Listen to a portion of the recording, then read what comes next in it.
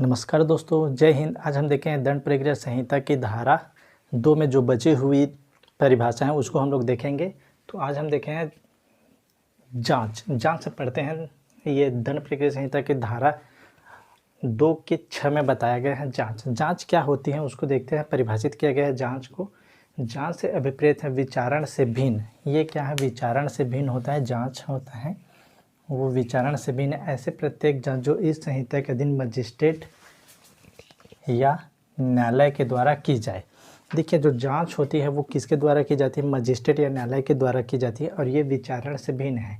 मतलब जब जांच की कार्रवाई होती है वो क्या है? विचारण से पहले की कार्रवाई। मतलब कि जब आरोप लगता है तो क्या है?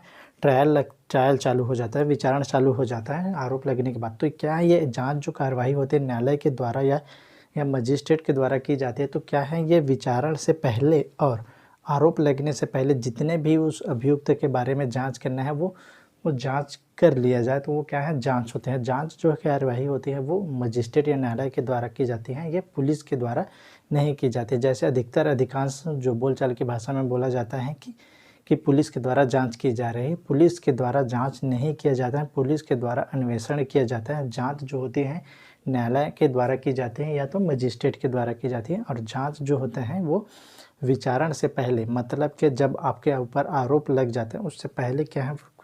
जांच किया जाता है, उसके बाद विचारण प्रारंभ हो जाता है। तो जांच है। जैसे कि धारा 145 से 148 तक जो CRPC में प्रावधान किया गया वो जांच की कार्यवाही में है।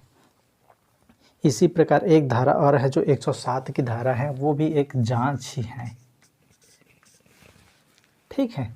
अब हम लोग आगे देते हैं अन्वेषण को परिभाषित किया गया है धारा 2 की ज में परिभाषित किया गया है। अन्वेषण क्या होता है उसको हम लोग देखते हैं। अन्वेषण इसको क्या बोला है आगे उसको देखते हैं। अन्वेषण के अंतर्गत वे सब कार्यवाही हैं जो इस संहिता के अधीन पुलिस के द्वारा, अन्वेषण किसके द्वारा किया जाता है? पुलिस के द्वारा किया जाता है। पुलिस के द्वारा या मजिस्ट्रेट से भिन्न किसी ऐसे व्यक्ति द्वारा जो मजिस्ट्रेट द्वारा इस निमित्त प्राधिकृत किया गया हो। क्या मजिस्ट्रेट द्वारा वो प्राधिकृत किया गया है।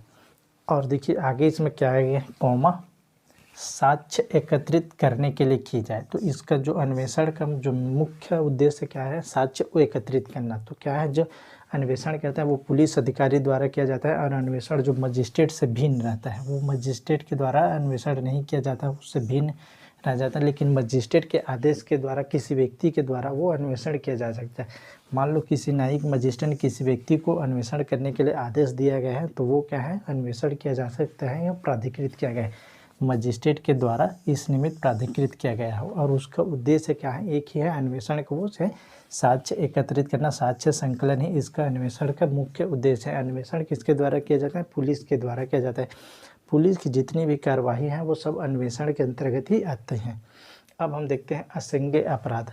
नेक्स्ट जो परिभाषा है असंज्ञेय अपराध, जिसमें इसमें ठ में परिभाषित किया गया है असंज्ञेय अपराध। असंज्ञेय अपराध की परिभाषा कहाँ दे रखा है? ग में दे रहा है। संज्ञेय अपराध की परिभाषा दे रखे हैं तो यहाँ ग और ठ में देखते हैं। अब इसमें ठ को जो परिभाषित किया गया असंज्ञेय अपराध है।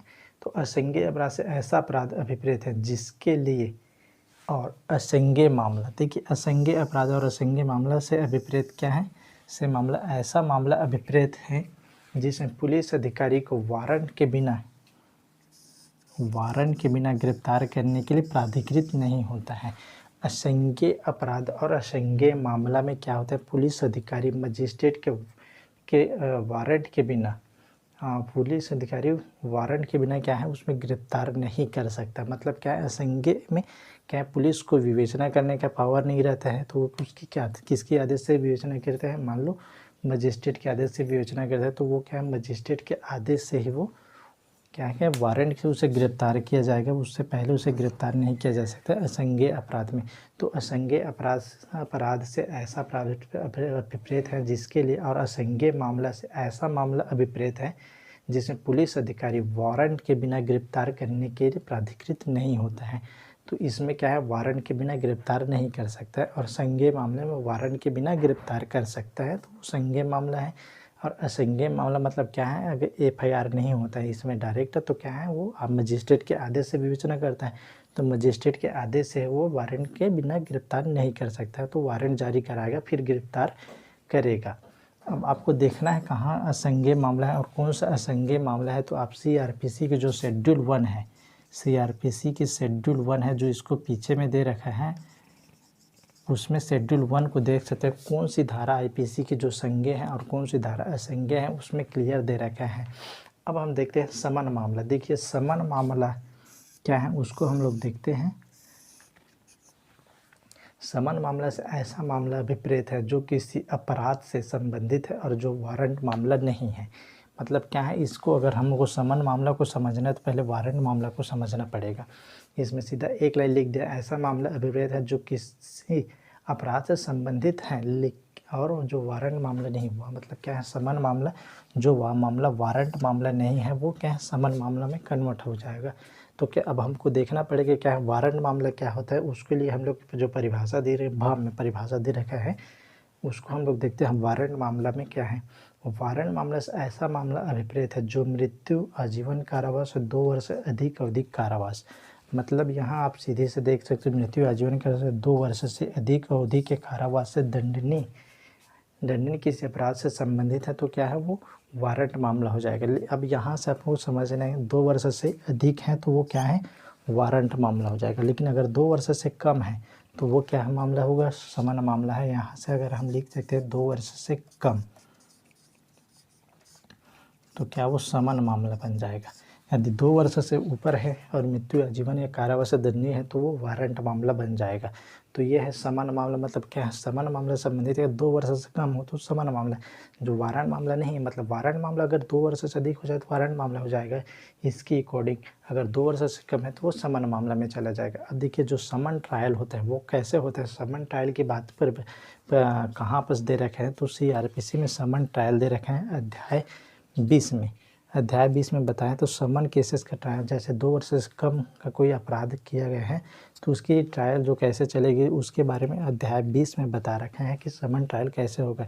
इसके लिए सेक्शन 251 से 259 तक के दे रखा है। देखिए जब समन ट्रायल कोर्ट में कराई जाते हैं तो इसमें समन मामला में आरोप विरचित करना आवश्यक नहीं होता है। इसी प्रकार देखते हैं वारंट मामला। वारंट मामला में जब मजिस्ट्रेट के द्वारा विचारण किया जाता है तो इसमें 2 प्रकार के वारंट मामला रहता है। एक तो रहता है पुलिस के द्वारा संस्थित वारंट मामला और एक है परिवाद में संस्थित वारंट मामला। तो पुलिस के द्वारा संस्थित वारंट मामला 238 से 293 में है, ये अध्याय 19 में दे रखा है। और अन्यथा जो परिवाद में संस्थित मामला है 240 से 247 तक दे रखा है। यह वारंट मामला। देखिए वारंट मामला में 2 प्रकार के मामला बताएं, एक पुलिस में संस्थित मामला और एक परिवाद में संस्थित मामला। लेकिन समन मामला एक ही प्रकार का होता है, चाहे वो पुलिस के बेस में संस्थित हो या परिवाद में हो, एक ही है वारंट मामला में। अब हम लोग जो परिभाषा दे रखा है उसको पढ़ते हैं। पीड़ित, जो इसमें क्रिमिनल अमेंडमेंट एक्ट 2008 में जोड़ा गया है बफ के रूप में। इसमें क्रिमिनल अमेंडमेंट एक्ट की धारा 2 में जोड़ा गया है बफ। पीड़ित को परिभाषित किया गया है। पीड़ित से ऐसा व्यक्ति अभिप्रेत है जो किसी कार्य या लोप के कारण कारित किसी हानि या क्षति, कोई अपराध करता है, कोई कारण या कोई कार्य या लोप रहता है, उससे किसी को हानि या किसी से क्षति से पीड़ित है, जिसके लिए अभियुक्त व्यक्ति को आरोपित किया गया है, उसके लिए अभियुक्त को आरोपित किया गया है। तथा देखिए यहाँ से अलग है ना, यहाँ से एक बार अलग पढ़ने की समझने की कोशिश करेंगे। तथा पद पीड़ित में सम्मिलित है। देखिए पीड़ित शब्द में कौन कौन को किसको सम्मिलित किया गया है उसको देखते हैं कौन कौन आता है। उसकी या उसका संरक्षक आएगा या विधिक उत्तराधिकारी आएगा। संरक्षक और विधिक उत्तराधिकारी पीड़ित शब्द में सम्मिलित किया गया है। जो किसी अपराध से क्या है क्षति हुई है या उसे किसी अपराध से उसे हानि हुई हो, क्या कार्य लोप से उसे हानि हुई है, तो वो कहलाता है पीड़ित शब्द है, पीड़ित कहलाता है। और पीड़ित में किसको सम्मिलित किया गया है, संरक्षक या विधिक उत्तराधिकारी को सम्मिलित किया गया है। अब हमारा नेक्स्ट जो है देखते हैं म।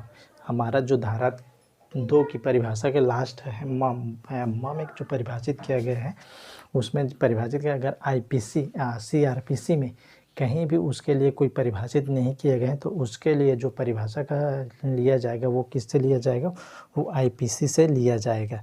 यदि कोई भी बात जो सीआरपीसी में परिभाषित नहीं किया गया है तो उसको हम लोग किससे लेंगे, आईपीसी से लेंगे। तो ये रहा धारा 2 जो परिभाषा दिया गया है, जिसको हम लोग मेन परिभाषा को पढ़ लिए हैं। अब हम लोग आगे धारा की ओर आगे बढ़ते हैं। धन्यवाद।